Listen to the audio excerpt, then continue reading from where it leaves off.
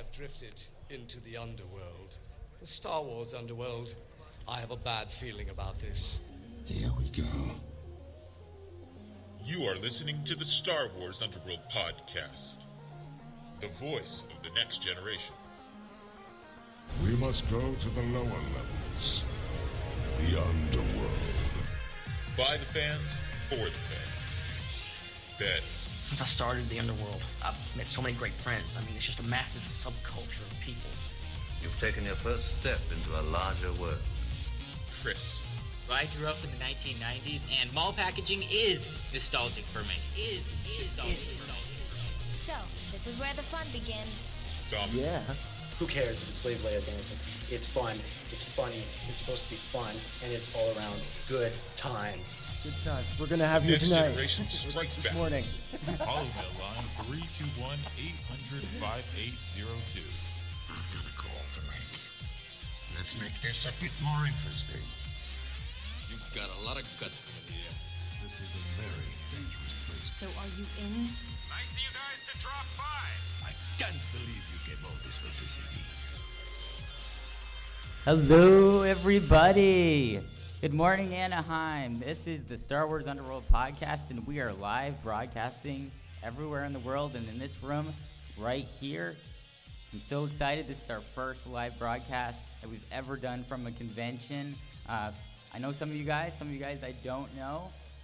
Just as a quick show of hands, who here actually listens to our podcast? Yeah.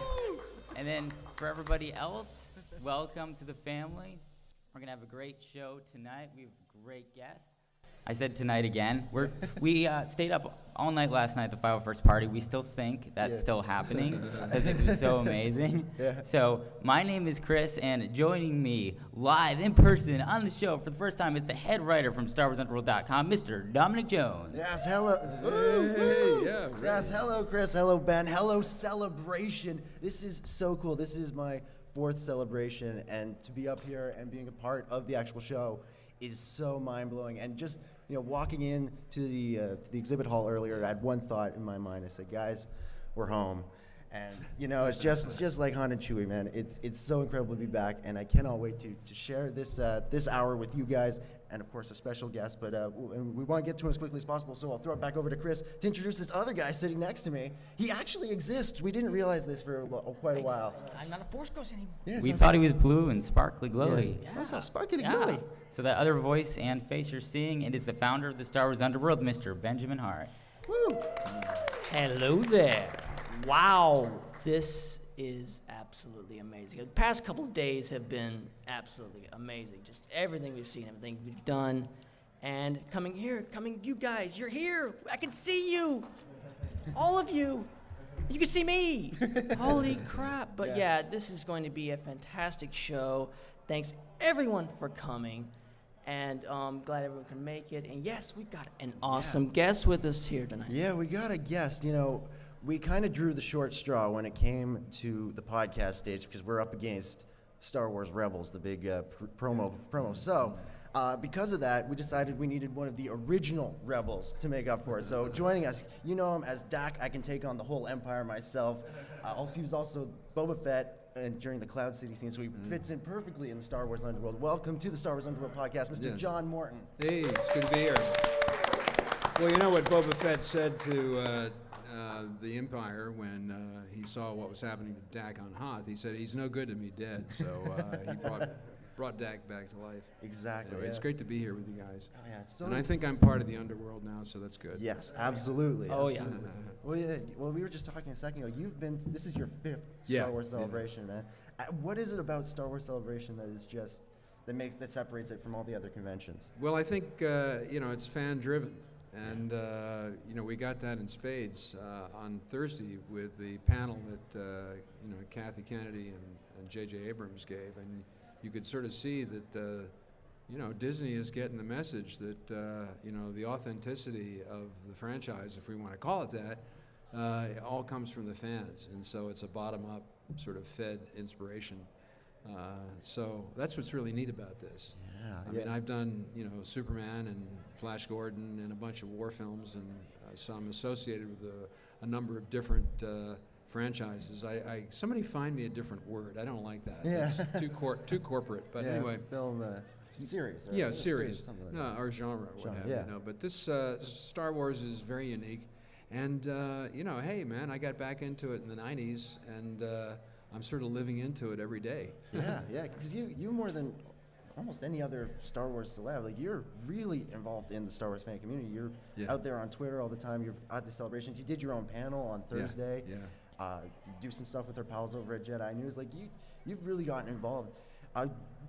What inspired you to do that? Was it just pure fandom? Was it seeing fans at conventions? Was it... Well, I don't know. I can give you a cute answer, which...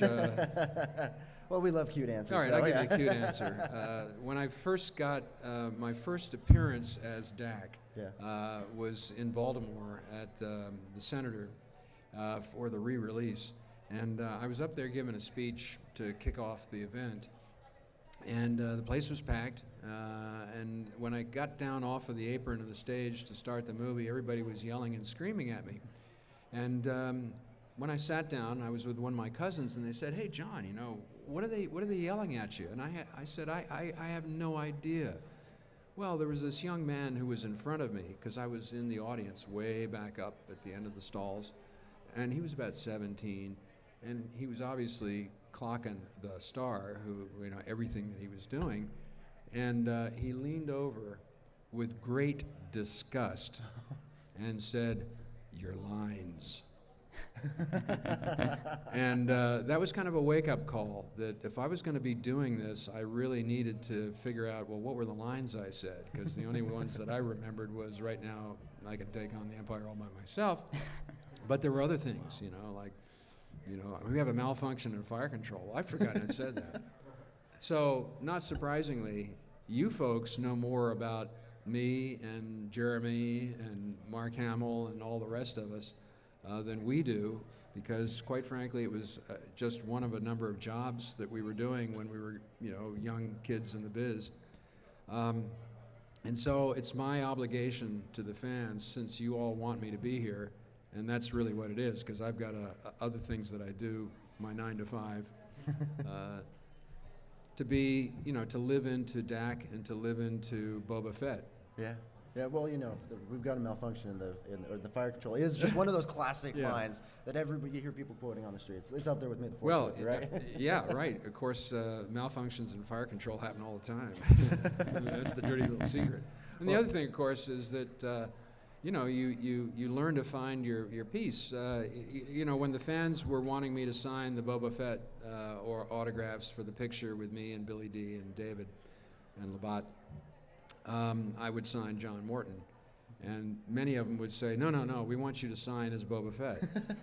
And I was always very sensitive to the protocol with Jeremy, and, no, Jeremy Bullock is Boba Fett. And no, the customer's always right. So reluctantly, I was signing John Morton, Boba Fett. And finally, I just really got sort of very uncomfortable with this. And it was, I think, at Celebration 6 down in Orlando. Mm-hmm. And I was telling this guy who was waiting for it, I said, "I really don't want to do this. Is there something else that I could sign or whatever?" And the guy behind him said, "Well, why don't you sign as Bespin Boba?" There you go. That was a fan. Perfect. And I said, immediately I said, "Hey, I'm comfortable with this." And I've been signing as Bespin Boba ever since, and people now know me as Bespin Boba. So that came from the fan community. I didn't invent that. Jeremy didn't say sign as Boba Fett or Bespin Boba. So speaking of the fan... Everything is fan-driven. Yeah, speaking of the fan community, John, now, of course, Boba Fett, he's such an iconic character. He's on our logo. The skull is on right there. Yeah. Right there. I'm in the and there you go. We'll get you one of our shirts to wear after, so you can have one too. But when you were in that armor, did you have any idea that Boba Fett would be the fan favorite character? No, honestly I didn't. At the time, I wasn't really sure what his deal was. Nobody coached me on this. Jeremy just said, "Hey, play him like Clint Eastwood," and everybody in armor seemed like part of the Imperials. And it's as I've gone along with this community, I'm discovering that no, there are other things besides being a rebel, or an imp, and it's a bounty hunter or a Mandalorian or somebody in the underground. Well, hey, man, I'm discovering that I enjoy the underground more than anything else. You know, 'cause you can do all sorts of things That's there. the place to be. Yeah. Underworld for the win. Yeah, exactly. Well, you know, Chris asked you about the character. Do you now maybe have a guess as to why Boba became this icon for the franchise? You know, I asked Dickie Beer a few weeks ago, and he's like, I have no idea. So do you have an idea? Yeah, well, and I don't want to sound like I'm parroting Jeremy Bulloch, but I think he's absolutely right. Jeremy tells the story, and I don't want to preempt him. I hope he tells it himself, because you'll hear it. That what happens when you're in films and you have your costume put on for a fitting for the first time, before they actually shoot, you go out onto the set or on the location, so the director and the cameraman and all that are involved get to take a look at you and make sure that you have the right sort of look. Jeremy tells a story that may or may not have occurred while I was doing the film. I was on there for 4 weeks, of when he had his armor first put on for a fitting, where he walked out onto the soundstage, and to show Lucas and Gary Kurtz and Irv Kirshner, you know, to make sure that they would approve, you know, the costume, and they liked what they were seeing. And he said, as soon as he walked onto the set, and think about where the Millennium Falcon was, because this is where this was all going on. There were hundreds of people doing all sorts of stuff. He walks out to go over to Gary, George, and Irving, and suddenly everybody stopped what they were doing and kind of looked at this figure going across towards Kirsch, and he said that's when he realized that there was something going on here. It's all about the Mandalorian armor. Yeah. So I think awesome. You know, he'll repeat that story and tell it better, but I think yeah, it's the look. Yeah, the T-visor, Yeah. all the various armors. You just want to play with that armor, right? You just want to know what everything does. Yeah. Just so mysterious with the armor and everything. You don't know what everything does. It's just, you know, and he doesn't say much at all.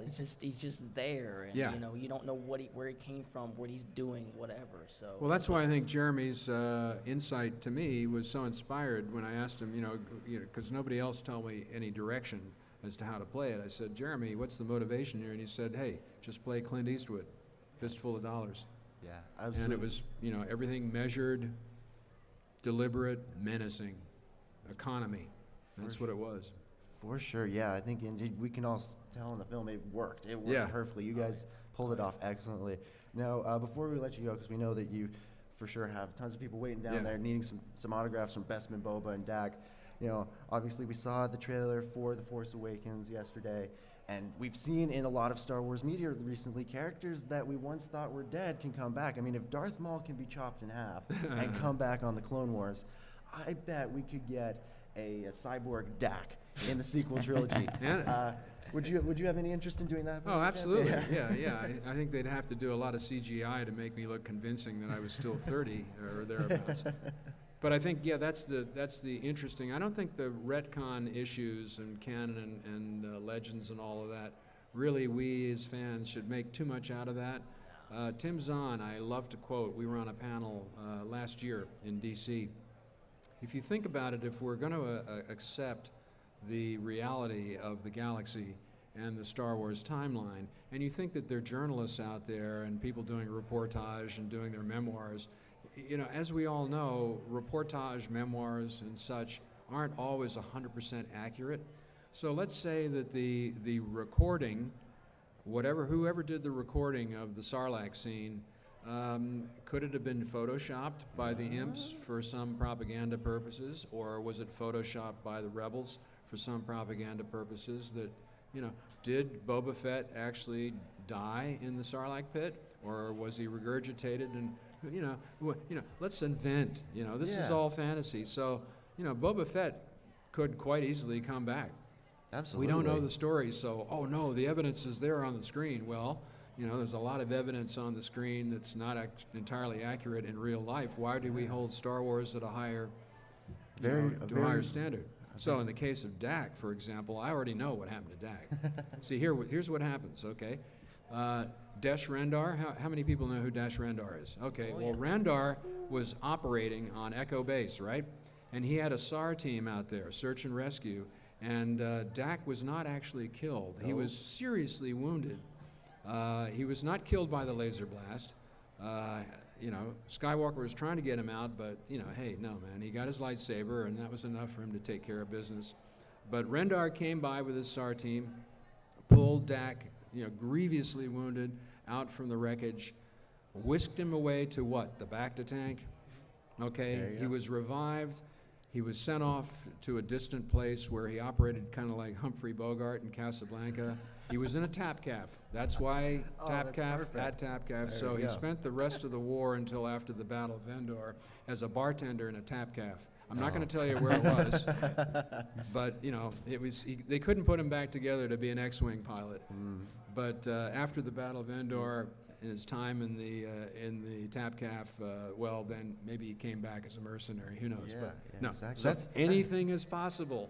Retconning is not bad. That's possibly the most in-depth answer I've ever gotten to that question. Would you want to come back? He's got the story ready. So Pablo Leland Story Group, just give him a call. We got this set. Yeah, we got this one. Yeah, and as like you're saying about what we see on screen, as a very wise man once said, your eyes can deceive you. Yeah. There you go. Well, John, thank you so much for joining us today. All right, Dominic, it's been thank an you. absolute pleasure. And what do we say in the underground? Do we say "May the Force be with you"? I don't know. Yeah, we can do that. This is fan-driven. So how do we say goodbye to each other as Mandalorians? We've got enter the underworld, but the theory is that once you enter, you never get out. So really, it's like Starlight. All right, but you're signing down in the official Pix Hall. Yeah, I'm down right next to Jeremy. So go see him. Come down and see me. Yeah. Oh, that's perfect. All the Bobas together, so you can get one picture, get them all signed. Yeah, as Daniel Logan says, we're the Fett family, and we're truly we have fun together. Sometimes we're a foursome, sometimes we're a threesome, sometimes we get Django with us. Hey, Tim is really a super guy. How many people have met him? Yeah, isn't he great? He's fantastic. He's so cool. He taught me how to do the haka. Yeah, if anybody was at Essen, you saw the haka with the 5 Fets out there. It was great. Yeah, it's really cool. Fantastic. Anyway. Yeah, I saw the pictures. Those looked it was good. fantastic. It was good. Yeah, Warwick Davis out there doing the haka with us. Yeah, it was wicked. Wicked. Yeah, exactly. Well, again, thank you, John. And all right, cheers, we'll see you down on the hall. Okay, everybody, watch your ears now, because I'm going to be doing a. Yeah. All right. Let's have a round of applause for John Morton. Thank you, John. All right.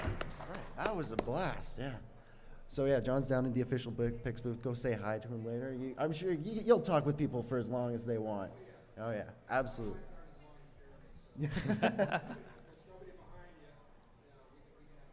Yeah, nobody behind him. You can have a good laugh. All right. Well, what do we want to do now? We're going to the fans. Let's go into the fans. All right. All right. So we're gonna bring up our friend Kieran here. Kieran here from the Clone Wars Strikes Back. And hello everyone. How are we all doing? Good morning. Good morning, everyone. Morning. I'm still recovering, I think, from the 501st bash yesterday, but we're all getting there. It was a big laugh, though. Really good stuff yesterday. Yeah, it was great stuff. Yeah. Who was here? Who here was at the 501st bash last night? Yeah, that was something, wasn't it? I've been to this is my 4th celebration. I've never been to the 501st bash. I'm never not going again because it was not only is it just a huge party. Like, this is your chance to party with the Star Wars celebrities. I was able to keep up my tradition of seeing Dave Filoni at every Star Wars celebration and talking some hockey with him, because that's what you do when you see Dave Filoni at a Star Wars I also convention. just love just seeing everyone that I see on the internet all the time, but also in person. Yeah. Just amazing, just how many people, a lot of you in this room, just like, I see you on Facebook. Now you're in person. Now you're standing right in front of me. This is awesome. And now we get to talk to you guys. And everybody, all our listeners get to hear you too. So if you guys want to get in line to talk to Kieran, everybody who comes on gets a free T-shirt. Yeah. So you got one of our T-shirts. Who's the brave first person? Come up and ask. All right. And share your memories, share your favorite moments. All right. From this celebration. From this celebration would be fantastic. So if you just say your name and then showcase your memories or your favorite moments. Oh, my name is Albert Hood. Hey, this Albert. is my first celebration, actually. Oh, nice. Awesome. So You my picked the friends best have always one. been to celebration. This is my first one. So my favorite memory so far is actually meeting John. Meet John. I actually came here my first day. I volunteered with Official Picks. Oh, So I fantastic. spoke with him first, and so it was fun just meeting him and all the people, the Boba Fett row, Yeah. and just basically find out more about what they think about Star Wars and how it's affected their lives. So you don't really get to do that a lot. Whenever Yeah. you're in those signature lines, you only get to say a few things and then walk away. You have to go to the panels to really get to know them. But when you get to sit down with somebody for like 6 hours, you get to really get to know them real quick. And Yeah. so John was pretty cool to know. Yeah. That was my favorite memory. So Oh, far. that's fantastic. Yeah, we hear all the time that, volunteering with Official Picks is one of those things where it's just so cool because you're with so many people, and it sounds like you had a fantastic I did. experience, man. I thought I was going to hate it, basically, not being able to walk around the floor, have to sit with some person. It's like, oh. But it was actually pretty fun. We wound up with John, and it worked out perfectly. Yeah. All right, fantastic, man. Thank you so much for coming on out. And you can talk to Jake there. He'll get you a T-shirt. Fantastic. So, just give your name, where you're from, and share us some of your favorite moments in the Celebration Anaheim so far. My name's Danny. I'm from outside the LA area. Hi, Danny. First off, mall packaging is nostalgia. Yes. And, I just want to let you guys know when the schedule came out, this was one of the first thing that I scheduled because I wanted to, I listen to your show every week. So Thank you so much, I wanted man. to come and see you guys in person. So you Thank guys you. are Fantastic. entertaining. Great to see you. Fantastic, man. Come on, give me here for a second here. Such a pleasure. Fantastic stuff. So I play a lot of Minecraft, so I know your guys' shows run like 2.5 hours sometimes. So Yeah. I play Minecraft while I'm listening to you guys. Oh, So, awesome. Perfect. thank you guys for everything. Oh, thank you so you. much, man. Thank you. That's And, very, see- very kind see of you Jake for the- for your T-shirt. We comments there. Here we go. It's time for some Inception. Yeah. Here there we go. go. So, name, where you're from, and your favorite moments from Celebration so far. Right, so I'm sure you guys already know me very well. Yeah, we met you earlier. I'm Kieran from Australia. Yeah. Perth, WA. Nice. Is this the Kieran that apparently we're never in the same room? Yeah, together? finally We happened. thought you were the same I've got person. the mic and I'm handing it to this other Kieran here. So It's some kind of weird. Somehow we've managed to do a split screen in person. I don't know how you've done it. It's great. It's This would be really a fun profile picture. Yeah. Yeah, so pretty much my favourite memories from Celebration are just getting to, because obviously this is my first Celebration. It's not like I can just pop around the corner and go to one. My favourite memories are just getting to see all the celebrities, and they're just there. They're not like behind security guards or anything. And probably my biggest memory that I'll take home will be at the Lego panel yesterday. Yeah. I actually got to ask Anthony Daniels a question. So Oh, wow. yeah. Awesome. Yeah, Anthony's awesome. He's one of those guys that every celebration, he's always around, and he's always got so much time for everybody. It's Just fantastic. about every day he's been walking up and down the lines, visiting fans. He's so awesome. Yeah. All right. Well, thank you so much, Karen. And now we've seen you two together. I guess the mystery is over. They've Mystery is cloned over. themselves. Yeah.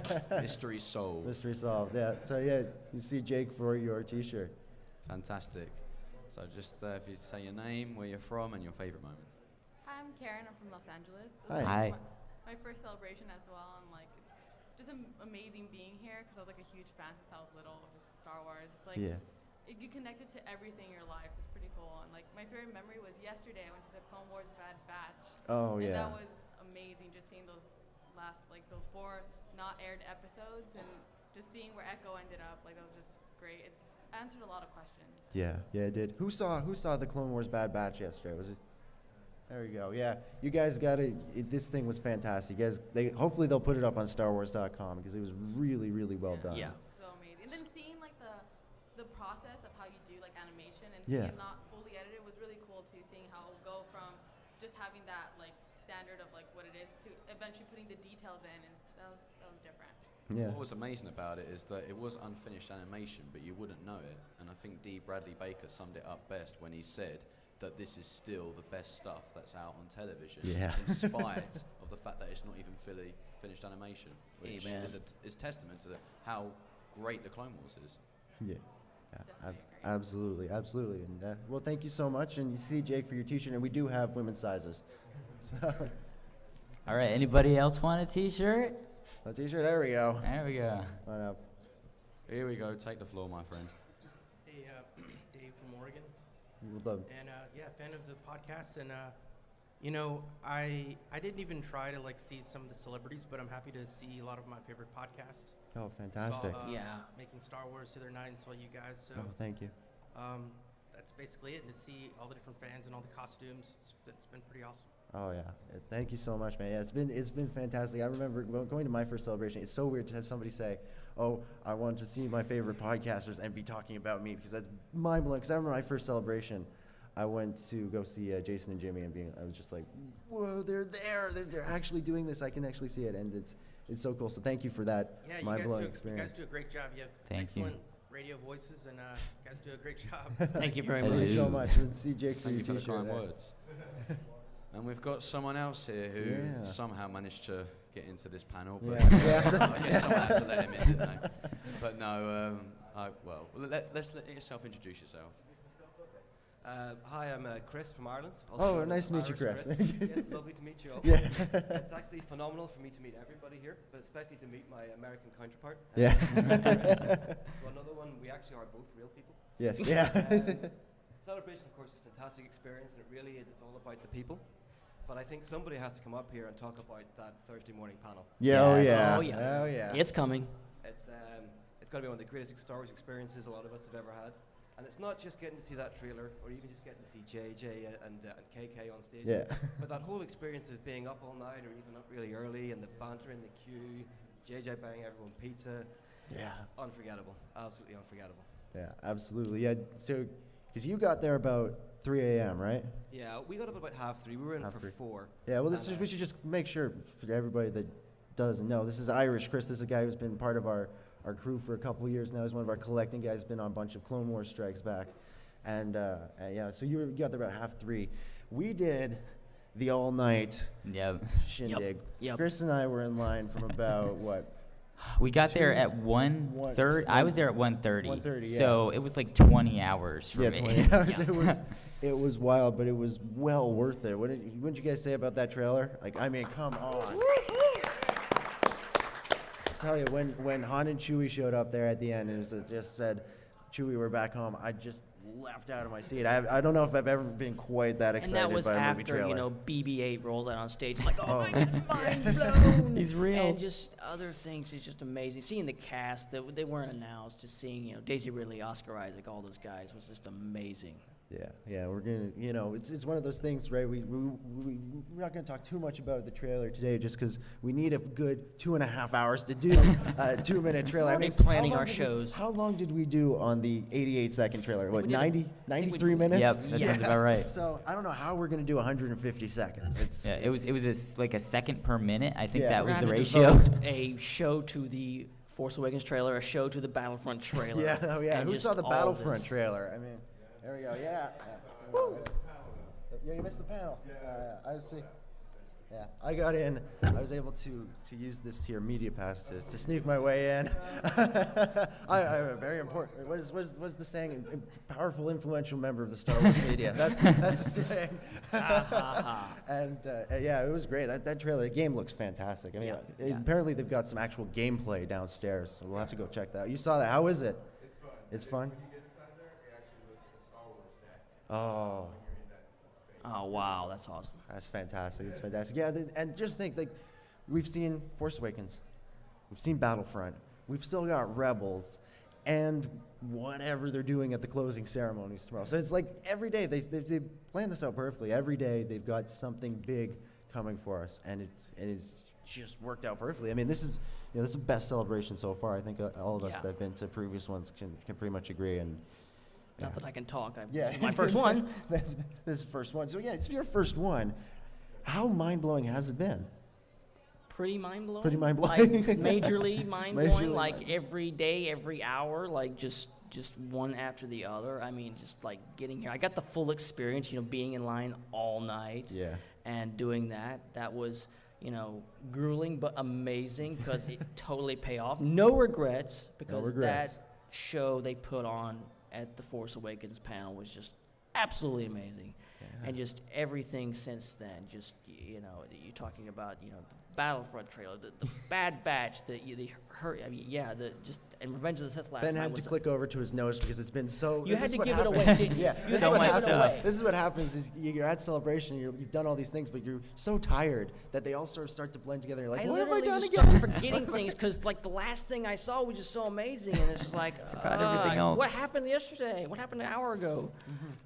Yeah, well, just wait till all the celebrations start blurring together, especially when they're in the same location. Like Orlando, the two in Orlando are like interchangeable almost to me at this point. A couple of significant differences, but Well, one other thing we saw that was really cool yesterday was the Revenge of the Sith world premiere in 3D. Mm-hmm. Yeah. And I don't know how you guys. I don't know. People generally are not too hot on 3D, but this was impressive, most impressive. It really, they captured it in a way that most movies don't. And I think this is, again, it's kind of like the Clone Wars, where with the Clone Wars, George was just throwing money at it. I think he did that with this as well, because you look at, a Marvel movie or DC movie in 3D, and it looks okay. But what they managed to do with Revenge of the Sith, and I think, and if they can do this with The Force Awakens, then it will be well worth seeing it in 3D as well.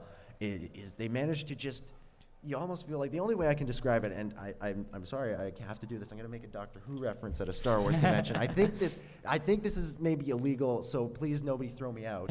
But for those of you that have seen The Day of the Doctor, it's kind of like Time Lord art, because you're kind of looking at it and there's the screen, and then everything feels like it's happening way beyond the screen, and so you're kind of looking into this snapshot of reality, and I think they pull it off so well, and I really hope they come to their senses and put those out in theaters so that everybody can see them, because they really I look love great. just certain scenes. Certain scenes you sometimes with 3D sometimes you forget is 3D, but like other scenes, like one that stuck out to me was when they walk into the Invisible Hand, they walk into the Chancellor's room, and you see the Chancellor, and you see the balcony, and you see the outer, the space going on outside. It looks like it's a real window looking out into space, and then you see them walk up, and they're right there. It's just well, the whole Battle of Coruscant, right, is just done so brilliantly, and it looks really good in 3D. And so hopefully, I think Prime Focus was the company that did that.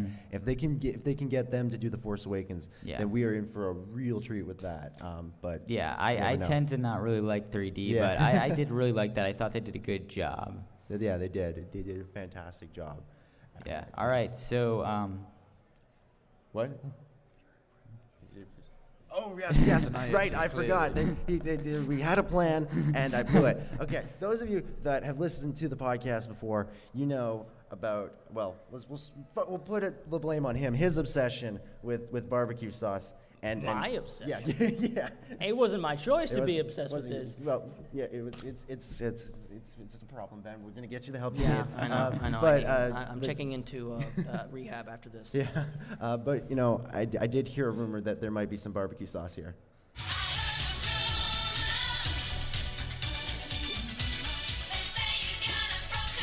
This is what I'm usually doing when you can't see me.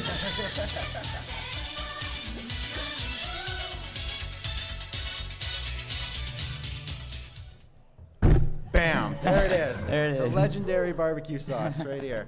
And it says mild on it. Okay, good. If you start chugging, it's not going to be too bad. I was tempted to just, you guys tape the lid shut. That'd take too much work. So whoever chugs that whole thing gets a prize. Yeah. So who wants to try it? Yeah, it's fun to finally get to see it. This is one of those things that, knowing Ben for as long as we have, we're always hearing about this barbecue sauce, this legendary barbecue sauce, and now it's here, and I'm trying to figure out how to get this over the border back into Toronto. For those who don't know, I usually broadcast from inside a barbecue restaurant, so it's always been an inside joke. Barbecue Watch, stuff barbecue like that. Watch, yes. Awesome. Well, yeah, Ben, you and your parents were actually in the audience today. There? You guys have that barbecue shop. Give it a plug for the folks celebration. Rob's Barbecue on the Side in Mississippi. Yeah, so if you're in Mississippi, Google it. Go find them. Chris, you've actually had the famous barbecue. It's well fantastic. You guys do a great job. Yeah, absolutely. Absolutely. So we had to do that. I'll put this. You know what? We'll leave it on stage. It'll be our fourth host. We have one more thing to give away, and we've Yes. been waiting since Christmas to give this away. So, if anyone's brave enough to come up and talk to Kieran again, or where'd Kieran go? Oh, he's over there. I'm just resting All my right. legs. Yeah. All right. Kieran's still recovering from the 501st batch last night. If anyone wants to talk to Kieran, we've got something else to give away that's pretty big. Huh? We got a Anything. guy with a hand up at the back here. Got Han Solo. Let's get Han Solo up here. Han up here, Han. Yeah. He's coming up Han's solo. back home. So very first question, have you listened to the Star Wars Underworld podcast before? Have I ever? Yeah, have you ever? Oh, yeah. Oh, good. Awesome. Good. You can never tell with these things. Somebody might have walked in here, I just need to rest my feet for a few minutes. Because being an avid convention goer myself, I have been known to do that from time to time. Just find a panel that's kind of busy but not super busy and take a moment. All right. So, throw it back over to you. All right, so I've got one question for you. Sure. What did you think of the end of that trailer? Speechless. He's speechless. Speechless. I mean, the end of the trailer, it just brought back all the memories of actually watching the originals, and then also with the prequels and everything. I like the prequels. Yeah, we like the prequels. They are what they prequels. are, you Yeah. know. So it's just nice to see it all come all full circle. So Yeah, that's what I was talking about yesterday. The fact that the first trailer was everything was pretty much new. Yeah. And then this one brought back Han and Chewie. There was big connections to the original movies, which is amazing. yeah, I couldn't wipe the smile off my face. I think that was the general reaction of about 5,000 people in that room. Or more. Yeah, they crammed a whole bunch of people in there. Yeah. That thing. All right, fantastic. so All right. we got something for you. If you want to walk over here. Can you bring him over here? This is yours. This is yours. There you go. Yeah, there you go. Just want a giant-sized Darth Vader. That Yeah. is. This is the thing we've been some threatening to prize. give away since Christmas. So there you go. It's finally it's gone. You can get rid of it now, Ben. It's good. It's good. Stop holding up. Out of on my me. hair. Out of your hair. Yeah. Fantastic. How much time do we have left? All right. We got 10 minutes. We got 10 minutes left. All right. So let's break down the trailer a little bit. Yeah. Let's break down the trailer. I got a theory. Oh yeah. wanna hear a theory? Your theory is good. It's interesting. All right, so if you listen to the trailer with headphones, after Luke Skywalker says all of his lines, you hear a menacing voice echoing them behind Luke Skywalker. That's not Luke Skywalker. He's not a deep, menacing voice. He's not the villain or anything. No. So my theory is that those lines are a double entendre, and it's both Luke saying them and Kylo Ren saying them, which means that Kylo Ren has a father who has the Force, he has the Force, and he also has a sister who has the Force. And so I'm thinking, who's a father that's still alive that has the Force? Luke Skywalker. Who's his sister, a girl that's alive with the Force? Kira Ray. Ray, yeah. So we're thinking Luke Skywalker is the father of Kira Ray and Kylo Ren, and those lines are a hint at that. Yeah, it's an interesting theory, because we've been a lot of people based on that original cast photo had been thinking that Daisy Ridley's character Ray or Kira or whatever we're calling her. Kira Ray. Kira Ray, yeah, I like that. Kira Ray, Kylo Ren. Yeah, just because she was positioned between Carrie Fisher and Harrison Ford, that naturally would make you think, here we got mother and father with their daughter. It sort of would make you think that, but it would be an interesting sort of twist on that idea, and then we'd have to find out who Luke's mother is. And if only there was another series of movies coming out with a female lead that could handle that, Felicity Jones maybe. We could find out some interesting things about that. And it would really throw people for a loop, because you look at we've been basing this stuff I think a lot on the old expanded universe, the Legends verse, where we had Jason and Jaina and Anakin and all that stuff. And so it would be an interesting way to do something different. You can keep the brother-sister idea, but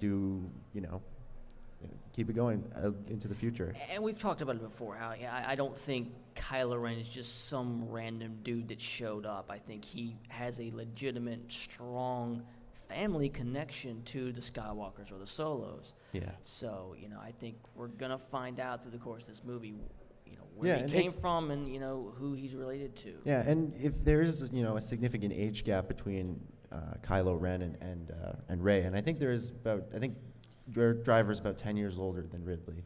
And so, if there's that significant a difference, and all of a sudden one of Luke's kids started showing some dark side tendencies, he may hide the other one on some backwater desert planet known as, was it Raku now? It's Raku. It's not Tatooine.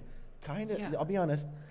Smidge disappointed by that. Disappointed, but it's not Tatooine, even though it looks exactly like Tatooine. Whatever happened to remember that planet? Yeah. Kid was wrong. Yeah, exactly. Yeah, that's a good point.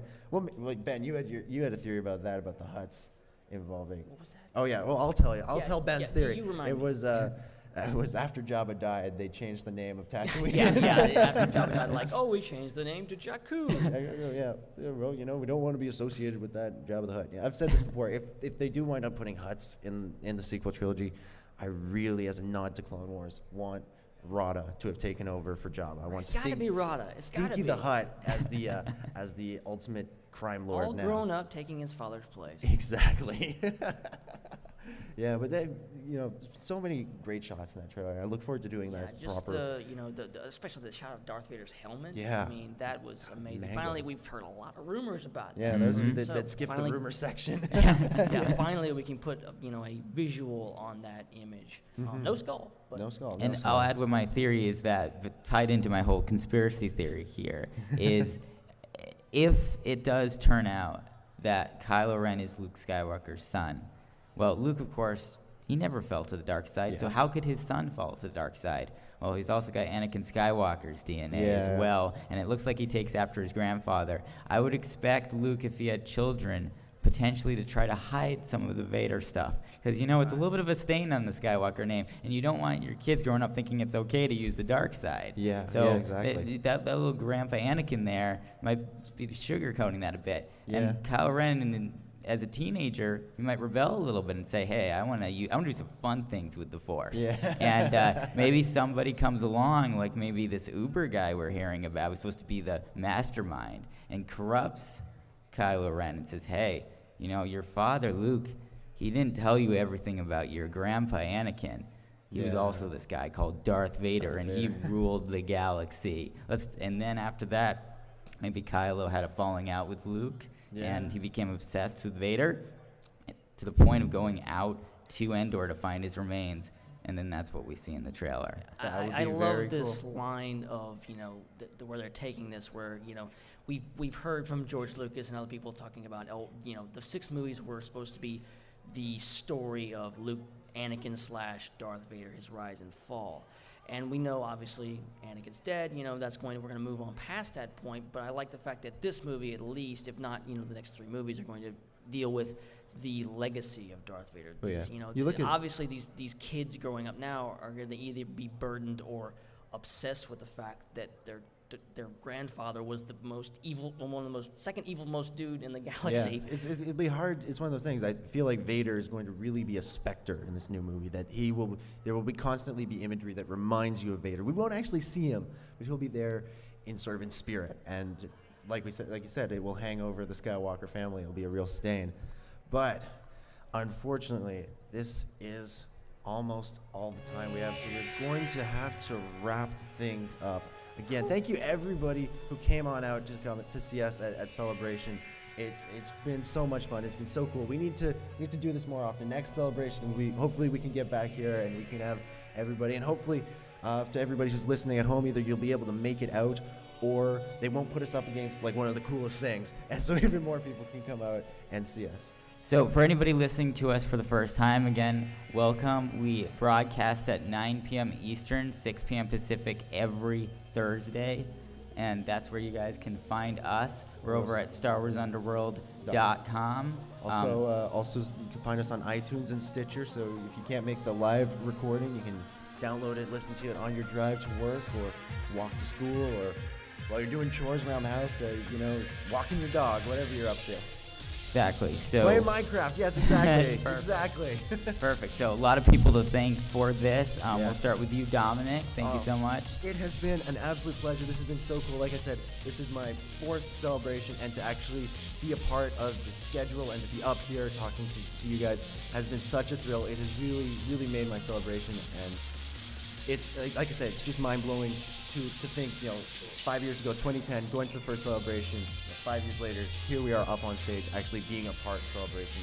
is so cool, and I want to thank you guys, everybody who's listening, for making that possible, because if people didn't listen, it would not be possible for us to be up here or to do all the cool stuff we're doing tonight on the red carpet at the Rebels premiere. So definitely keep an eye on our website and YouTube channel for all of that in the coming days. But yes, thank you everybody for listening. We'll be talking to you, I'm sure, loads in the coming weeks as we recap this, break down the trailer, and do who knows what else.